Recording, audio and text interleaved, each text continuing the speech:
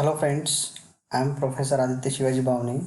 Today we are going to learn different heads and efficiency of Pelton BD. Student will learn in this session various heads and efficiency of Pelton wheel. Now in last lecture we studied how the water is being carried through the penstock or pipe and it has been imparted to the Pelton wheel, and its bucket shape is hemispherical shape. Okay, now the input energy is kinetic energy which has been strike to bucket. It will convert into rotational energy, that is mechanical energy, and then it has been converted into electrical energy. This we learned in last lecture. Let us learn work done and efficiency of Pelton wheel. So basically velocity diagram for Pelton wheel will be looking like this one. Inlet triangle will be straight line as it is, so jet is striking to the center of the bucket, due to which the velocity triangle at inlet is straight line. In this case what we can determine V1, that is velocity of jet, will be equal to VW1, that is field velocity or horizontal thrust, which is responsible for movement of this plate. So V1 equal to VW1, and VR1 is nothing but V1 minus U1, or in this case what is U1 and U2 are nothing but blade velocity. So in this case we always assume that U1 equal to U2. Blade will move with the same velocity. Now at the outlet, if you see, VR2 is nothing but relative velocity at outlet, V2 velocity of jet at outlet, VF2 flow velocity in vertical direction, angle phi angle made by the relative velocity or bucket angle, beta is outlet angle made by the jet. At the inlet, alpha and theta are 0 since the line is straight. So that we know. Let us consider for inlet triangle VR1 equal to V1 minus U. As earlier told, VR1 equal to V1 minus U, and V1 equal to VW1. V1 equal to VW1. And at outlet velocity triangle, what we can see, basically VR2 is equal to VR1 if there is no friction, and if there is a friction then K will be there, that is blade friction coefficient. So VR2 equal to K times VR1. And another parameter that we need to find out, VW2, since V1 and U1 and U2 are same, so VW2 equal to VR2 cos phi minus U. So how it comes, if you see this triangle, outlet triangle, and if you are considering cos phi, since we need to find out VW2, cos phi equal to adjacent side by hypotenuse, that is VR2. Okay, so this is what cos phi equal to adjacent side U plus VW2, adjacent side is U2 plus VW2 divided by VR2. So what I get, VR2 into cos phi equal to U plus VW2. At the end you will get VW2 plus VR2, VW2 equal to VR2 cos phi minus U, that is there. Next, force exerted by the jet in the direction of motion of water. So force exerted by jet will be equal to, we know formula for that, mass flow rate into VW1 in plus or minus VW2. Now in this case we are assuming that the outlet angle made by the jet will be less than 90 degree. If it is equal to 90 degree, VW2 will be 0. If it is greater than 90 degree, in that case VW2 will be in negative. So rho a V1 mass flow rate, since there are number of buckets, so V1 relative velocity will becomes here V1, rho a V1 VW1 plus VW2. Now similarly we can find out work done multiplying this force with displacement, that is U. So work done by the jet on the runner per second equal to force into displacement, rho a V1 in bracket VW1 plus VW2 into U.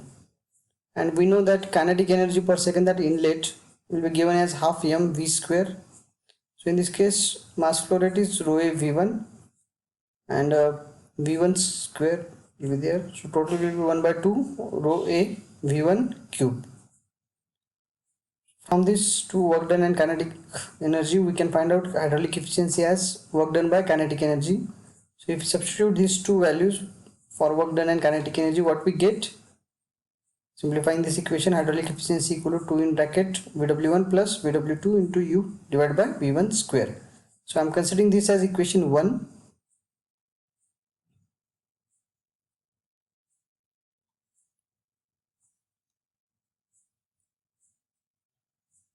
Now what I am doing here, substituting these values. What is Vw1, Vw2 value here? Okay, basically what is Vw1 is nothing but V1 and Vw2 is equal to k in bracket V1 minus U cos phi minus U. So if I substitute this value in this equation, what I get? 2 in bracket V1 plus k V1 minus U cos phi minus U bracket close into this U. So if you look this carefully, V1 and minus U, this can be coupled together. So what I did, V1 minus U in one bracket and this V1 minus 1 in another bracket. So k will remain constant and cos phi into U divided by V1 square. So what I can do, V1 minus U can be taken from these two terms and what will remain here? 1 plus, this is outside this bracket, so 1 plus k cos phi minus into U divided by V1 square. Now condition for maximum efficiency is what we know, differentiating efficiency term with respect to U and equating to 0. So what we know for this term, 1 plus k cos phi is constant divided by V1 square. Since we are differentiating with respect to U, so this term is constant. So again I can rewrite as differentiation of V minus U into U equal to 0. So this term cannot be equal to 0, since if velocity equals to 0 there will be no work done. That's why this will not be equal to 0. So what is equal to 0? Differentiation with respect to U of V1 minus U into U equal to 0. So I am multiplying this into bracket. So what will remain? U into V1, U into U, U square. So now next I am differentiating this term with respect to U. So U becomes 1. So here 2U equal to 0. So what will remain? V1 equal to 2U. And finally U equal to V1 by 2. Now substituting U equal to V1 by 2 in efficiency term. So this is what efficiency term. If I substitute in this term, U equal to V by 2. U equal to V by 2. What I get? So this V1 minus V1 by 2 will be V1 by 2, that is half. Bracket will remain same, V1 by 2. So these two will get cancelled. So V1 and V1 square and this V1 square will get cancelled. So what remains? 1 plus k cos phi divided by 2. So if I assume there is no friction, in that case k equal to 1 and hydraulic efficiency formula becomes 1 plus cos phi by 2. This is the important parameter. Next term, heads and efficiency of hydraulic turbines. So there are various heads for this case.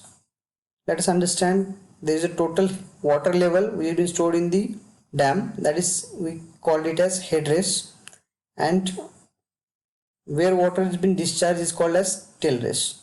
The height from headrace to tailrace is called as gross head, that is overall head. And we know that net effective head is what?